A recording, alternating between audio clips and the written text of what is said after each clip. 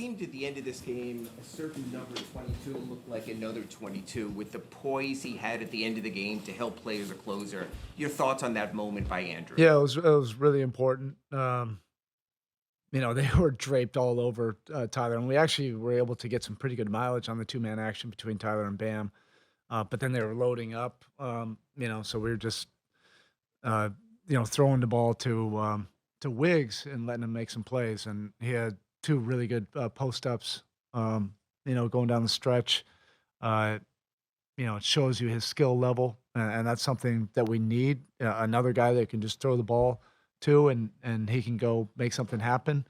That drive he had down the stretch, going to his left, great finish, and then the two-way basketball on the other side. Really had some key defensive stops against some clever offensive players. Barrett and Quickly both know how to score, but also draw fouls, and he was able to get some good stops without fouling, making the shots tough. We're all just really happy for him, and we're excited. Now we're able to see a little bit of what this can look like. Defensively, I thought we were, pretty good all the way through.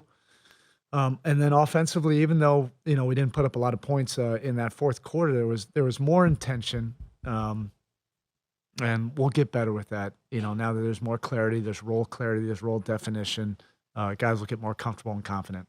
Even with all that attention, Tyler is showing that even against that, at moments of truth, like in the fourth with the three and other plays, and even in the overtime, the way he can step forward against anything and that kind of attention. Yeah, I mean Barnes is a dynamic, huge defender, and Tyler's skill level now is such that he can do it in a lot of different ways. He can not just do it in pick and rolls; he can do it on the move, which he had to do a lot of that tonight.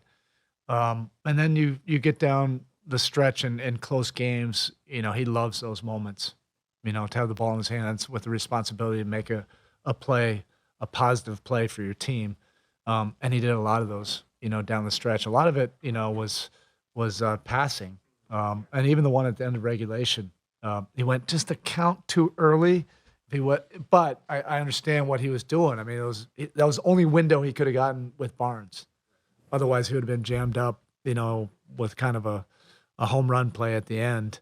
But I thought that was a great play to get in the paint, kick out, and we got two good looks at it. Bam got one in his wheelhouse, and Wiggs almost had the tip in. Speaking of that play, a lot of times after a player misses a shot at the end of the regulation, he might hang his head. But Bam instead got the first two baskets of overtime and really set the tone for overtime. Guarded Barnes for a while in a very small lineup again. Your thoughts on Bam's overall performance? Yeah, he's just a great competitor, so he's not going to get deterred, by missing a shot or, not having something go his way. He's going to find a way to impact the game. And that's exactly right. Down the stretch, it was two-man action, and in the start of the overtime, Tyler was playmaking and giving it to Bam. Those were not like the easiest shots either. Taking it on the catch, they're rotating the third guy, and he was able to put a couple buckets in. And then, yeah, when they go super small, you have somebody, like Bam that now can guard all the way across the board. That's a luxury that we certainly do not take for granted.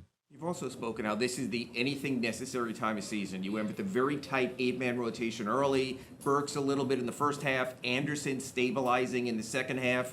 We didn't see Jaime. What was your thought on the tight rotation and the way you went through the rotation? Yeah, and it could differ, game to game. But I want to create, a little bit of clarity as much as we can right now. And everybody just has to stay ready. Look, we have to make some things happen.